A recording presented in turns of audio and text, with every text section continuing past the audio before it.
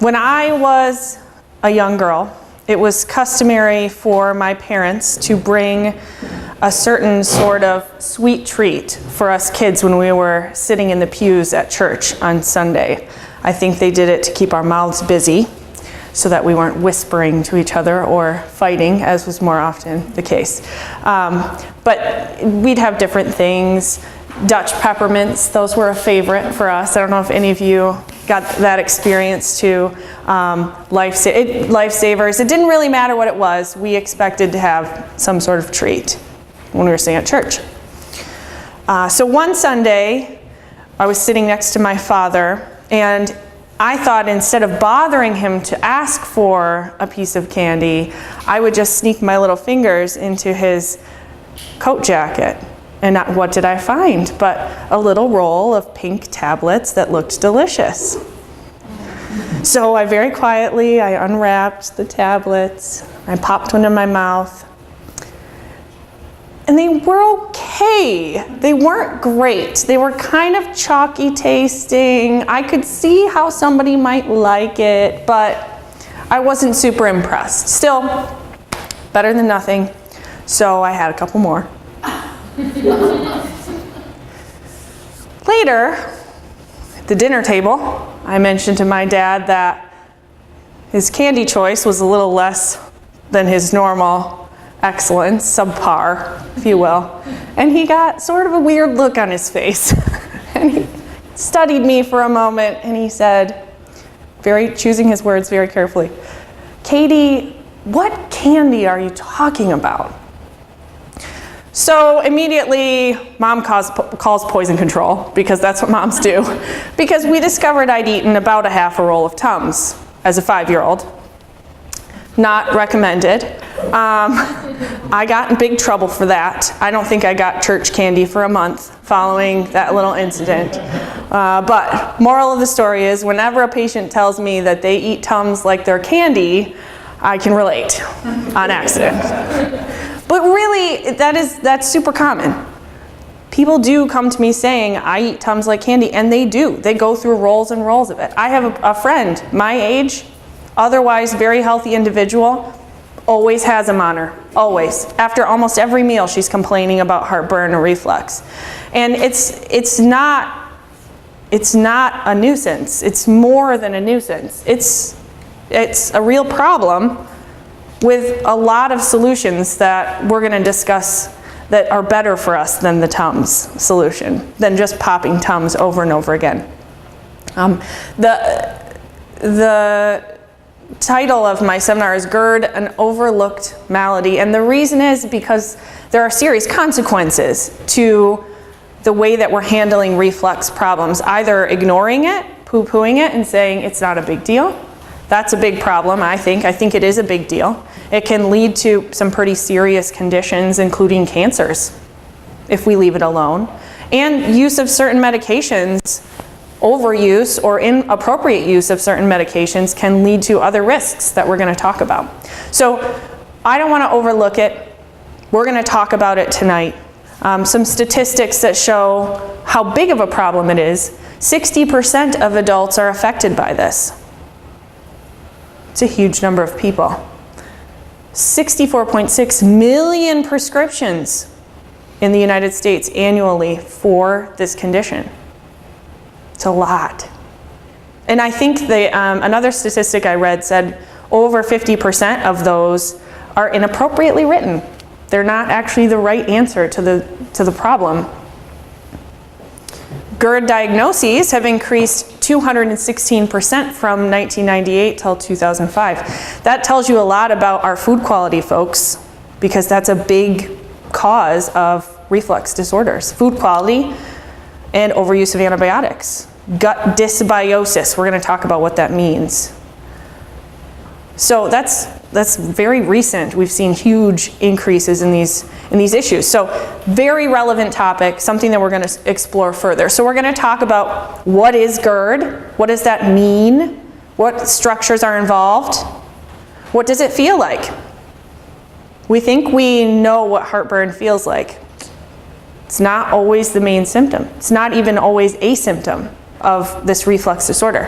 What causes it? Obviously, being functional medicine providers in a functional medicine office, we're very interested in cause. We always want to get to the root cause of these issues. So we're going to look into that. And then, of course, how do we treat it, how not to treat it, and how to treat it. Lots of options for us. So we'll talk through all of those things. So first of all, GIRD, what does that stand for? Gastroesophageal reflux disease. So gastro, what organ do we think of when we think of gastric or gastro? The stomach, absolutely. And then esophageal, right? The stomach and the esophagus. So those are the main anatomy that we're dealing with. Obviously, nerves are affected, are in play. And then the big one is, Dr. Stacy mentioned it already, the lower esophageal sphincter. It's what separates those two structures, the esophagus and the stomach. So a lot of different treatment therapies are going to be aimed at making the lower esophageal sphincter, the LES, more effective at its job, to make sure that it's doing what it's supposed to do. I'll show you a figure in a moment so that you can kind of get a visual of where that is and what it's supposed to be doing. It's supposed to keep our stomach contents, which include a lot of acid and enzymes, right, that can be damaging to tissues, in the stomach where it belongs and not coming back up the esophagus. So if it doesn't do that very well, then we have problems. So here's that photo or the figure that I meant to show you. On this side we have a healthy stomach and a healthy LES. That sphincter you can see. It is closed here, and the acid cannot reflux back up into the esophagus. If this little ring of muscle is closed, then we don't have reflux coming back up, okay? A lot of different things can cause this not to work properly, and we'll discuss what some of those things are. I just want you to see what the structure is that we're dealing with. And then the stomach here with all of our lovely stomach acids, okay? Acid gets a bad rap. We need stomach acid, super, super important. And so many treatments are focused on reducing acid when we're gonna learn it's actually more common to not have enough acid to digest our food. Okay? Acid does a couple things. It digests proteins, okay? It gets that process started. So you can imagine if you don't have enough stomach acid, right? Not enough protein, there's a lot of repercussions for that, for not being able to digest protein. It also sterilizes our food and keeps our bacteria balanced. So if you get something in there that might not be super friendly to your host bacteria, the acid will break that down so that it doesn't attack you, right? It keeps your bacteria from getting out of control. So it can also, if we don't have enough stomach acid, lead to more infections. Here you can see the sphincter is open, allowing reflux, these little bubbles of acid, to come back up into the esophagus, sometimes even as high as the throat. People can have reflux, okay? And acid on skin is no good, right? Because that's what's inside here is skin. And that's where we get a lot of our symptoms, a lot of our damage, a lot of the problems that go along with this reflux disorder. Make sense? Nod your head. Makes sense. Good. Okay. So we know who the players are, the main players. What are the symptoms then? We've got the classics, which everyone can think of, right? Gas, bloating, burping. Others? What other common symptoms of reflux? I didn't even say the main one. Say it again, louder. Stomach pain. Stomach pain. Pain, right? Pain here, pain here, pain here, pain here. Even up to the throat, right? A lot of people have just throat pain. They don't even have some of this other stuff. So it could be just throat pain. What are other symptoms of GIRD? Reflux. Heartburn. Yep. Loss of voice. Yes. Hoarseness or loss of the voice. How about nausea? Right? You got a bunch of undigested food sitting up here. That's not going to be comfortable. That can definitely make you feel nauseous. A cough. Constant chronic cough can result from GIRD or reflux. So a lot of folks that come in on allergy medication thinking they've got postnasal drip, right? We fix their gut, their cough goes away. Not actually an allergic problem. Another big one is chest pain. People will think they're having a heart attack, and it's actually reflux disorder. Because it feels tight and painful, but they don't necessarily taste anything in their throat. Ooh, another big one, dental problems. Okay? Especially in kiddos if they're having reflux. They'll get a lot of cavities in their mouth. Their bacteria are really unbalanced. When they lay down in bed at night, they're refluxing into their mouth, damaging their teeth. Can happen to anybody. You can even get it so bad that you'll aspirate and have pneumonia secondary to breathing in some of the refluxed fluid. Okay, so lots of different symptoms or signs that we can see with reflux disorder. So it can look very different, and I think a lot of people only think about it only if they have the classic symptoms. So we need to be aware of looking for some of these other symptoms to put the puzzle pieces together. So causes, this is a big one for us. We need to make sure that we understand some of these causes, and there's many of them and varied, but a lot of them come back to two different things. Loss of stomach acid or low stomach acid, which you can see down here, we're going to talk about hypochlorhydria, not enough hydrochloric acid in your stomach, or increased IAP, which means intra-abdominal pressure. So anything that increases pressure in the abdomen, pushing back on that lower esophageal sphincter, right? Anything that causes pressure on that, stuff's going to want to squeeze up and out back into your esophagus. Okay, so those are the two main things that you're going to see in common behind all of these causes. So for instance, smoking, stress, or obesity. Smoking relaxes that lower esophageal sphincter. Okay, the chemicals that happen when you inhale cigarette smoke can lower that. Okay, that's a neurologic thing. Like GABA, when Dr. Stacy was talking about GABA, that's a neurologic cause of that sphincter opening up a little bit, relaxing, allowing backflow or reflux back into the esophagus. Stress, okay? How do we hold ourselves when we're stressed?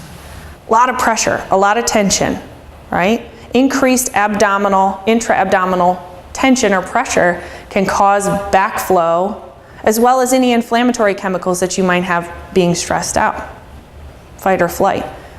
The other thing about stress is that it shuts down our rest and digest, right? So if we're not able to calm that fight or flight stress response, we're going to end up with a bunch of undigested food sitting in our gut. You get backed up, there's only one place for it to go.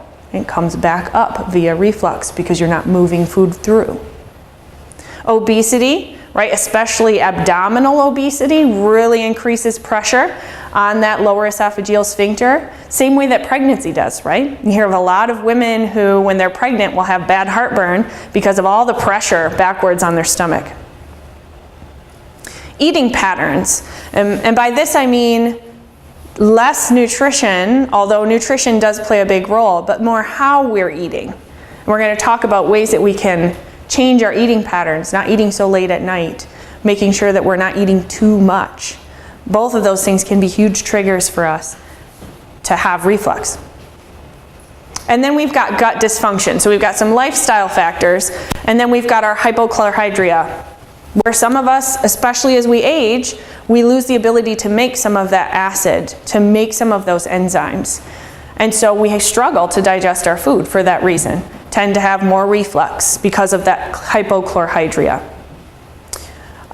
We will see zinc or magnesium deficiency as problems for getting that lower esophageal sphincter to close tightly. Sometimes if we don't have enough of those things. The problem particularly with magnesium is if you're taking certain medications for reflux, you're already decreasing your magnesium.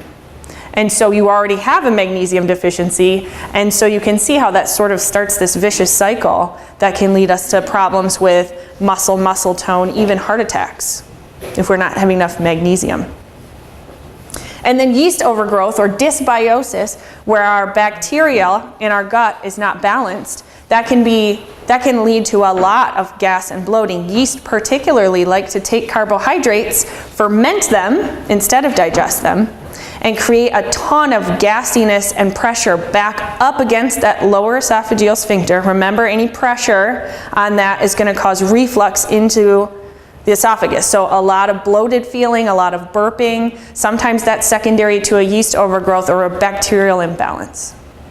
So that'll be a big one for us to tackle right away when a patient complains of those symptoms. But again, we're looking at low stomach acid, intra-abdominal pressure being too high. Anything that contributes to that or causes relaxation of the lower esophageal sphincter, we're going to tend to get reflux. Does that make sense? Those causes, right? How many of you, by a show of hands, used to think that you had too much stomach acid and that's why you got GIRD? I used to think that. I'll admit it, right? Because there's this war on acid, right? You got to lower your acid, too much acid. Don't eat acidic foods. Don't, you have to lower that. Actually, we found, especially in older adults, it's just the opposite. We don't have enough, or it's the wrong time to have the acid in your stomach. It's too late. You already have this huge bolus of food and your body's pouring on the acid to try to digest it, but it just comes right back out. Okay? So we have to kind of step away from that as a potential cause and look more organically, more functional medicine when we're looking at causes of these problems. So how do we treat them? Well, I usually start with how not to treat them. And that is by reducing your acid. Okay? Overall, reduction of stomach acid is not a long-term solution to this problem, especially when we have so many low-risk, easy things that we can do to reduce this from a lifestyle standpoint, from a healing standpoint, we're going to talk about. Super common use, proton pump inhibitors. You've heard Prilosec, Nexium, Prevacid. We've all heard these words.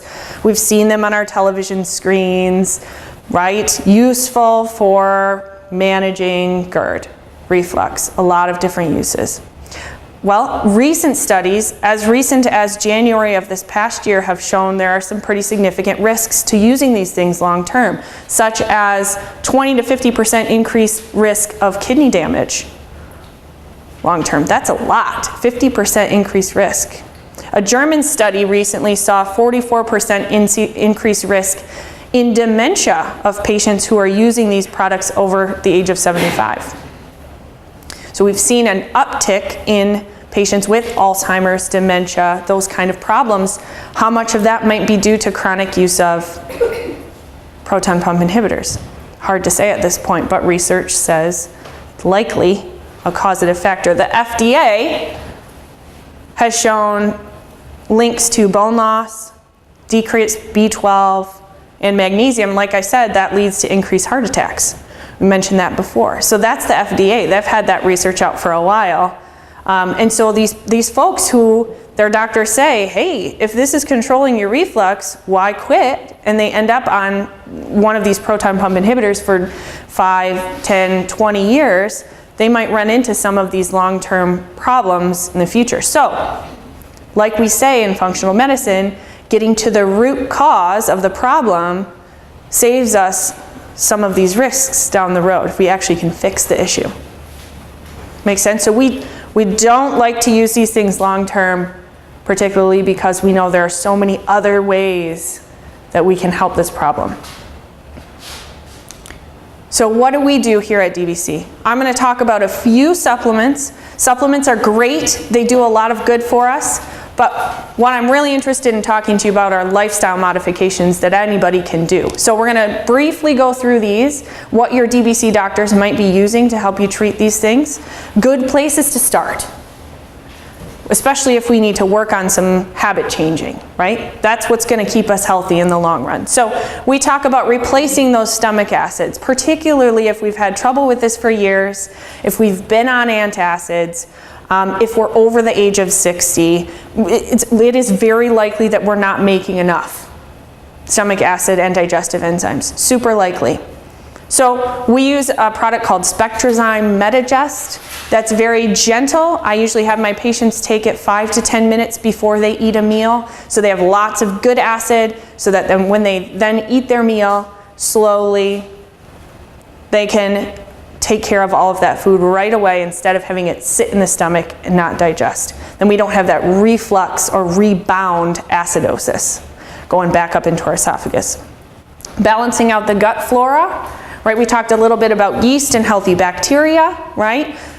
The probiotic that I like to use most for getting rid of yeast, especially in the upper areas of our gut, is called Ultraflora Acute Care. Very, very effective at reducing yeast. If you ever look in the mirror and you see a white coating on your tongue, particularly in the morning, you may have some yeast overgrowth. Okay? We don't blame everything on yeast. That's a very trendy thing to do, but it is a player. And if you're fermenting your food, particularly your carbohydrates, and you're creating a lot of gas and pressure, that can cause a lot of that burping, a lot of that refluxing up into the esophagus that we don't want. So fixing and balancing the bacteria in your gut goes a long way to fixing this problem too. Just removing often is not enough. We also have to repair. So one of the ways that I like to repair particularly the stomach and the esophagus is by using a product called Zinlori. Zinlori has zinc in it, zinc carnosine. And I tell patients it's like putting lotion on a burn, okay? It coats the lining of the stomach and the esophagus, even down into the intestines. It coats it, and it helps it to heal. It keeps it away from that acid for a little while it's healing, and then your body can tolerate it on its own, right? So it creates a nice healing layer, because the inside of our gut is very similar to our skin. And you wouldn't, continue to put acid on something on your skin and expect it to heal, right? We need something to protect it. And Zinlori does a really nice job of doing that. To decrease our overall inflammation, we'll often use something called Ultra Inflamex Plus 360. Inflammation can be a result of GIRD, and it can also be a cause of GIRD. So anytime we work with a patient, we work to reduce inflammation. This is a really nice way to do that.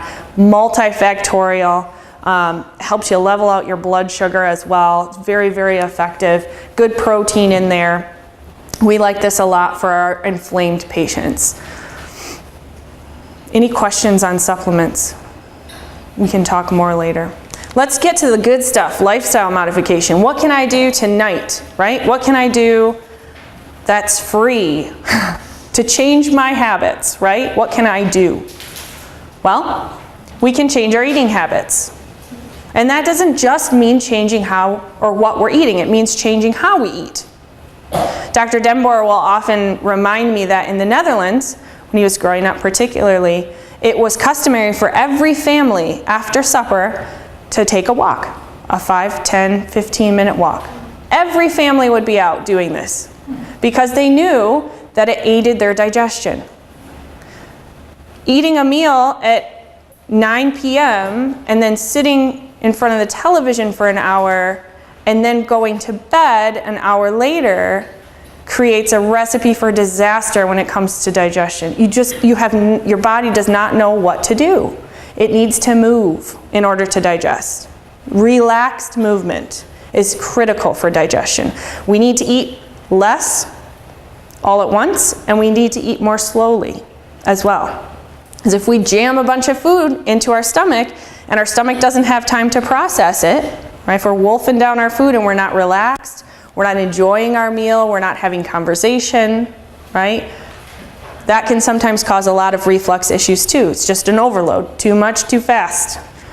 And so we can get that intra-abdominal pressure back up on the lower esophageal sphincter, causing that tendency to reflux. So eating habits, not just changing what you eat, but changing how you eat.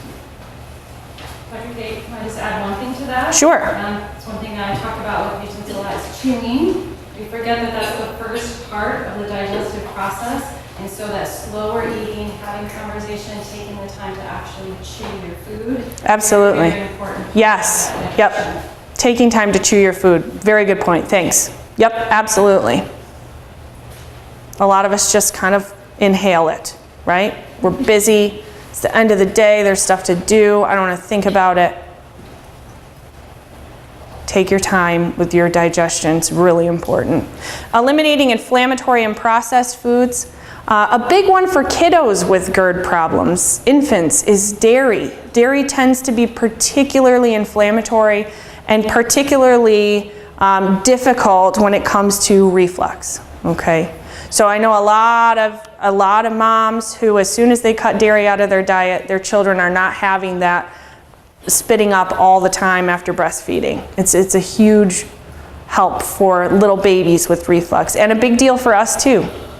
Dr. Denbour will often say and remind us that we are not calves, right? We are not meant to exist on dairy. That's not what our bodies are meant to take in anymore, right? So staying away from that tends to help reduce your inflammation and also make sure that we're getting good digestion. Processed foods also delay that gastric emptying, right? If your body's got a lot of weird chemicals to deal with, or not enough fiber from all those processed foods, you're not going to empty the stomach, and so it's going to push back up on that lower esophageal sphincter, like we said, create reflux. Carbonation, caffeine, and alcohol can also cause relaxation of that sphincter. So reducing or avoiding those things, very, very helpful for decreasing your reflux. Establishing self-care routines for stress. I could do a whole seminar on this, and I might, given how many people I see in my office who are told, oh, it's just stress. Oh, all of your problems are just stress. Okay, so what do I do? My problems don't just go away, right? How do we establish those self-care routines so that we can lower that stress, lower that inflammatory cortisol?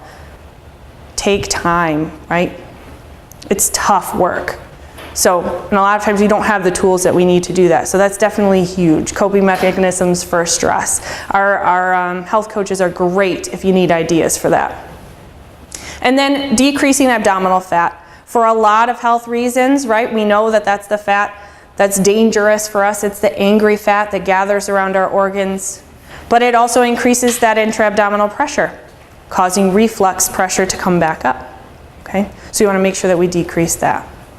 Thanks for coming tonight. We really appreciate you coming out to these seminars. I hope that if you have a request for a seminar, you'll go to Nature's Remedies after this seminar and write it on our list. We're always looking for ideas of what people would like to learn about, and maybe we'll even pick the topic that you choose for next time. So thank you very much. Appreciate it.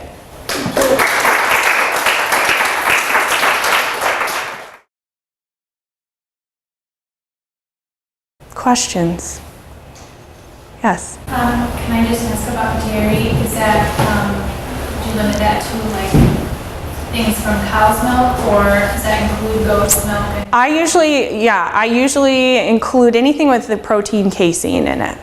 So when we think of dairy, that doesn't include eggs. Some people get that mixed up. Eggs are cool. But yeah, so I will say though that many people tolerate goat and sheep's milk a little better because it tends to be less processed, and the sourcing tends to be a lot better and easier for our bodies to digest. So some people can tolerate those types of, cheeses or milks or yogurts better than cow's milk. The cow's milk tends to be more inflammatory in my experience. Yeah. I think I heard Dr. Denbour say that the FDA says you're only supposed to use Prilosec for 6 weeks. That sounds right. Yeah, it's a very short period of time. You never see that in the ads. No. Well, you might if you could read the fine print at the bottom that's on the screen for 3 seconds. It's probably there. Legally, it has to be. Other questions about GIRD? Yeah. What makes babies spit up? Is it GIRD or something else? Or? I have found that if it's not an overt mechanical problem, right? So some babies are born with structural issues relating to the gut. Something twisted, something not fully formed, something too tight, right? It tends to come back to a food sensitivity that they have, that their gut's reacting to a certain type of food. Dairy is one of them that I've found to be super common, or gluten can be one of them, or eggs. So a lot of times we'll do an elimination diet with mom. Coffee sometimes, chocolate, right? And so we'll take some of those things out and add them in one by one, and usually it's pretty easy to tell what those triggers are for a baby. So when the babies keep being put on these, little acid medicines, I haven't found them to work well, to be perfectly honest. I haven't found really very many moms who are like, yeah, this fixed my problem. And I think it's because it's more complicated than just them not having the right amount of stomach acid. I think it has more to do with inflammation of the gut and some of these other issues that we talked about, food sensitivity. So it does make me nervous that we're already reducing the stomach acid of a newborn, because that is a lot of their defense against infection. And so that makes me a little nervous that we're doing that. I usually try to steer my moms to try other options before we do that. Probiotics are a great option for a baby that spits up a lot or has a lot of gas too. So they make some really good baby probiotics for those little guys. Yeah. If somebody's on long-term PPI, you take them out, because I heard you can't just stop. It's a good idea to wean. So usually what I would do with my patient is I would start addressing some of these issues first. Maybe start with some of these things to see if we could get some healing, the Zinlori, get some replacement enzymes in their gut, and then gradually wean them off that medication. That's usually the best success that we have. Yeah, it's usually pretty miserable to go cold turkey. Yeah. What's the difference between Digest Ease and Medigest? Digest Ease has less acid in it. It's more an enzyme, okay? And it's a little bit more calming, soothing. At least that's what I've found. The Medigest tends to beef up that acid, beef up the enzymes that we've got going on in there. So tends to work better with different issues. Yeah.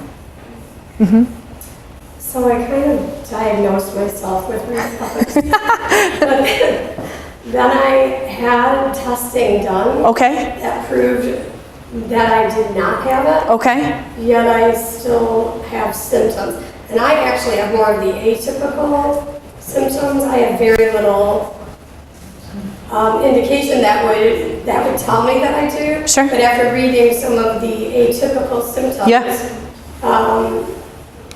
it led me to believe that I could possibly have it. Yep. Yeah. I don't know that it doesn't show anything in the test. Sure. Are you talking about like a barium swallow? Is that what they did? Or they did the transit time? EGD, EDG, endoscopy. Oh, just via endoscopy. Okay. So it's hard to know what's happening just from looking at the tissue. That's what I have found. Yeah, you might not have overt ulcerations. You might not have some of those other irritations that you can see with your eyes. It doesn't necessarily, to me, mean that that's not going on. So a lot of times for these folks, we'll say, well, it might only be happening at night. And so we're not seeing that, during the day. If they do some of these swallow studies, right, sometimes you can tell a little bit better. But I usually treat what I see symptomatically. We don't treat test results. I mean, I think that we leave Western medicine to treat blood work and test results. We treat the whole person, and if it's part of what you're experiencing, we got to get to the bottom of it and figure it out. So the nice thing about using these methods is that there's no risk, right? They're all good for you. There's no harm in eating more slowly. There's no harm in using some Zinlori to heal the gut up. There's no harm in reducing your inflammation, and it can only be helpful. So even if maybe your gut is telling you, ironically, that you have GIRD and the testing is showing not, I might still pursue it, just from a different perspective. Yeah, yes? So is it actually curable that you don't have to take all this stuff permanently? You bet, absolutely.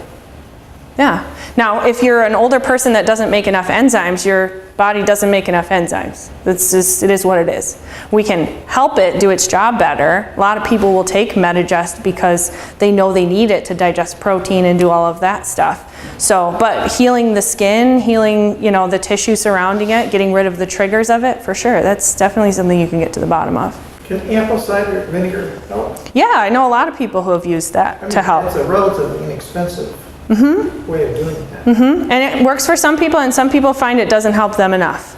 It's not strong enough. What is it? Apple cider vinegar. Some people will take that as an enzyme. What would that exactly do? It would help to replace stomach acids and help balance out bacteria in your gut if you got the right kind. Prebiotic. That's supposed to be a prebiotic too. It can be, yeah.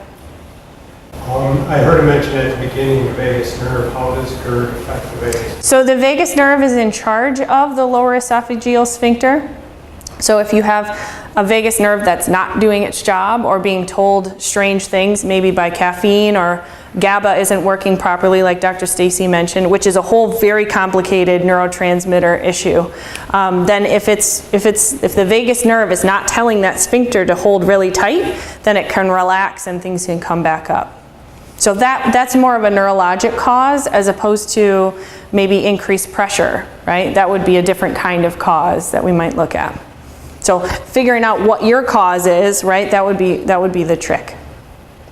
If it's more neurologic, or you know, like Dr. Stacy said, if you don't respond to something like this, we might have to look and see, you know, do we think it has more to do with neurotransmitters or the nerve itself?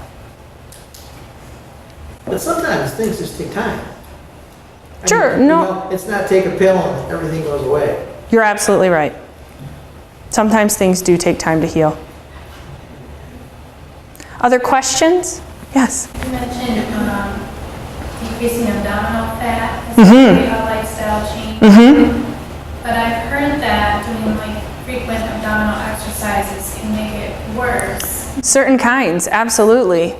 Yeah. So you would recommend certain kinds of exercises and not others? Well, actually, you know, a lot of times when we're doing abdominal exercises, we're not actually decreasing our abdominal fat.